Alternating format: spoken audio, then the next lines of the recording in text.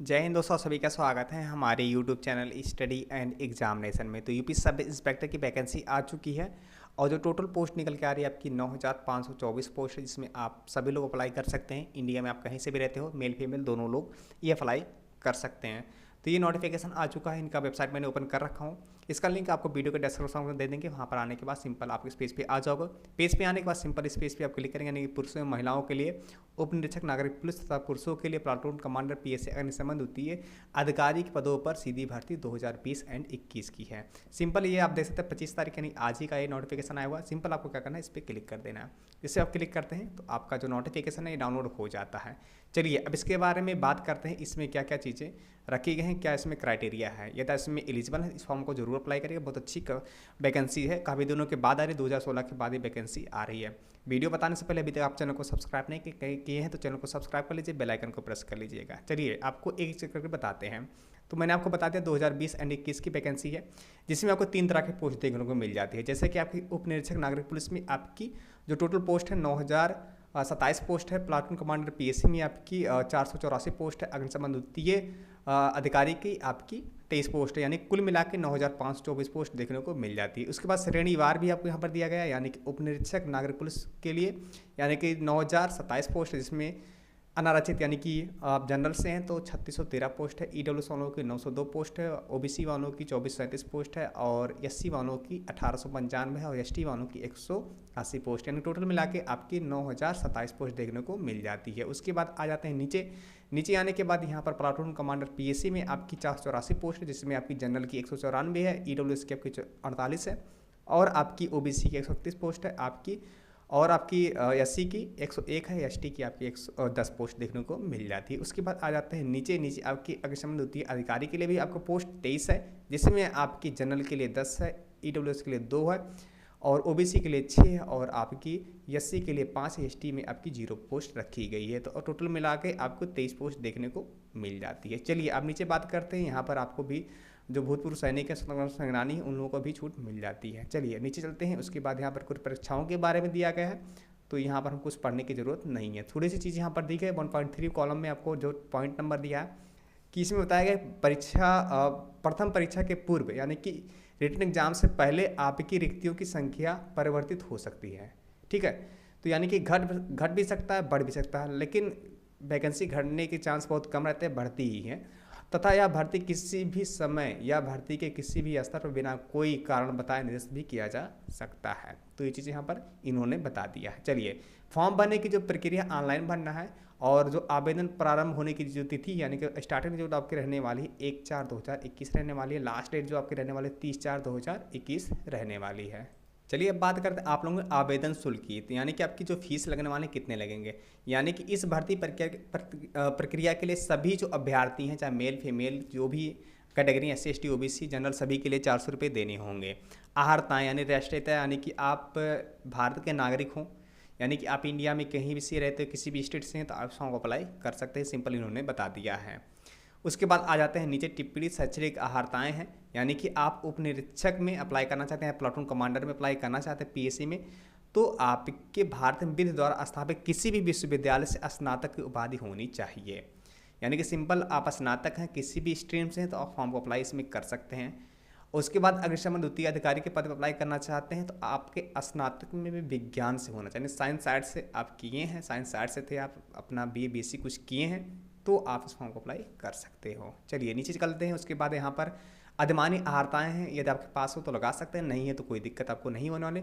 अधिमानी आहारताएँ वहाँ पर काम करती हैं जब किसी कैंडिडेट का दो कैंडिडेट का जो नंबर है वो सेम हो जाते हैं और डेट ऑफ बर्थ भी सेम हो जाता है, तो ऐसे कंडीशन में जिनके अधिमानी आहारताएँ होती हैं उनको यहाँ पर छूट दे दिया जाता है। उसके बाद आयु की जो गणना की जाएगी, आयु जो होनी चाहिए, यानी कि आपकी आय को जो गणना किया जाएगा 1/7/2021 से किया जाएगा, जिसमें आपकी मिनिमम 21 साल मैक्सिमम आपकी 28 साल होनी चाहिए। और यहाँ पर यानी कि 1/7/1993 से लेकर 1/7/2000 के बीच में आपका डेट ऑफ बर्थ है तो आप इस फॉर्म को अप्लाई कर सकते हो। चलिए नीचे चलते हैं। उसके बाद यहाँ पर कुछ चीज़ें दी गई हैं शारीरिक स्वास्थ्य के बारे में, तो इसको पढ़ने की बहुत ज़्यादा ज़रूरत नहीं है, जिसमें आपके ऑनलाइन लिखित परीक्षा करवाई जाएगी। भर्ती की जो प्रक्रिया सबसे पहले आपके रिटन एग्जाम होने वाले हैं, जो आपका ऑनलाइन परीक्षा करवाया जाएगा, जिसमें आपका टोटल 400 नंबर का होने वाला है। जिसमें आपके विषय के बारे में दिया गया है, अधिकतम अंक के बारे में दिया गया है। और यहाँ पर देखेंगे हिंदी से आपके 100 अंक, हिंदी से आपके जो प्रश्न पूछे जाएंगे 100 अंक के रहेंगे। मूलविद संविधान सामान्य ज्ञान से 100 अंक रहेंगे। संख्यात्मक मानसिक योग्यता परीक्षा से आपको 100 अंक रहेंगे। और आपके रीजनिंग से भी आपके 100 अंक रहने वाले हैं, यानी कि 400 नंबर का आपका रहने वाला है। चलिए नीचे चलते हैं। उसके बाद यहाँ पर देखते हैं ऑनलाइन परीक्षा के जो परीक्षा का समय है वो आपका 2 घंटे यानी 120 मिनट का होने वाला है। चलिए, और ये जो परीक्षा होगी एक से अधिक तिथियों यानी पालियों में होने वाली है, यानी कि एक से अधिक पाली, एक दिन में आपके 2 आपकी पाली होंगे, जिसमें आपकी एक से अलग अलग क्वेश्चन करवाए जाएंगे। ठीक है, यानी कि हर पालियों में अलग अलग क्वेश्चन होंगे। इसमें अच्छे तरीके से मैं पढ़ के दिखाता हूँ। अभ्यर्थियों की संख्या के अनुसार ऑनलाइन लिखित परीक्षा का एक ही तिथि को एक से अधिक पालियों में अथवा एक से अधिक तिथियों में विभिन्न पालियों में आयोजित कराई जाएगी। प्रत्येक पालियों के प्रश्न पत्र अलग अलग होंगे। ऑनलाइन लिखित परीक्षा से एक से अधिक पालियों के आयोजित किए जाने की अभ्यर्थियों प्रावधानों की, यानी कि आपकी नॉर्मलाइजेशन पे भी डिपेंड करता है। जो नॉर्मलाइजेशन है उस पर भी आपको लागू किया जाएगा, यानी कि नॉर्मलाइजेशन भी इसमें होने वाले हैं। इसके साथ साथ में आप सभी लोगों को यहाँ पर देगा प्रत्येक विषय में आपको 35% नंबर लाने होंगे, यानी कि सभी जो आपके जैसे हिंदी में भी आपको 35% लाने हैं, मूलविद संविधान से आपको 35% लाने हैं, और आपकी मैथ से भी 35% लाने होंगे, आपके रीजनिंग से भी 35% लाने होंगे। साथ साथ में इन्होंने कहा कि और कुल 50% अंक प्राप्त करने में विफल रहे वाले अभ्यर्थी जो हैं वो पात्र नहीं माने जाएंगे, यानी कि 35% नंबर लाने हैं, साथ साथ में को 50% नंबर भी होने चाहिए, यानी कि 400 नंबर का है, यानी कि आपको 200 नंबर कम से कम होने चाहिए, तभी आप इस जो एलिजिबल होंगे, यानी कि आप अगले स्टेज में जा सकते हैं, प्लस आपके कट ऑफ भी बन सकती है। तो यानी कि 50% आपके नंबर कम है तो वैसे भी आप डिस्क्वालीफाई रहने वाले हो। साथ साथ में सभी सब्जेक्ट में आपका 35% होने वाला है। ये नहीं है कि मेरे किसी में एक नंबर नहीं है तो हम इसको कर सकते नहीं, सब में आपको मेहनत करना पड़ेगा, सब में आपको अच्छे नंबर लाने होंगे, तभी आपका इसमें सिलेक्शन हो पाएगा। चलिए नीचे चलते हैं, उसके बाद और भी चीज़ें देखते हैं।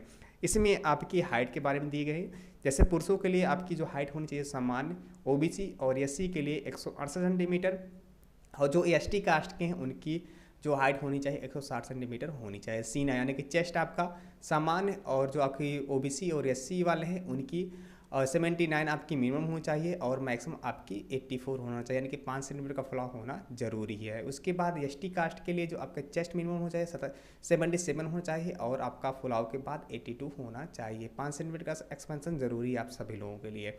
महिलाओं की बात की गई तो ऊंचाई आपकी सामान्य, ओबीसी और एससी की महिलाएँ हैं तो आपकी जो मिनिमम हाइट होनी चाहिए 152 सेंटीमीटर, और जो अनुसूचित जाति हैं यानी कि एसटी कास्ट की जो महिलाएं हैं उनकी जो हाइट होनी चाहिए 147 सेंटीमीटर होनी चाहिए, और महिलाओं का जो वेट होना चाहिए मिनिमम 40 केजी से कम नहीं होना चाहिए। चलिए उसके बाद यहाँ पर आ जाता है शारीरिक दक्षता परीक्षा, यानी कि आपकी जो पुरुष अभ्यर्थी हैं उनका 4.8 किलोमीटर की जो रेस होने वाली है 24 मिनट में होगा, यानी 24 मिनट कंप्लीट करना रहेगा।